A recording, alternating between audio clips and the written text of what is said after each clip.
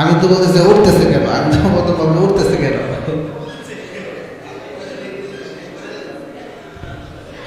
দর্শক, আসলে অনাকাঙ্ক্ষিত একটি ঘটনা আমরা দেখতে পাচ্ছি। আসলে আমাদের জীবনের মৃত্যুটা এমনই হয়, হয়তো বা কোনো এক সময় কোনো একটা অ্যাক্সিডেন্টের মাধ্যমে আমরা এই সুন্দর দুনিয়া থেকে চলে যেতে হবে।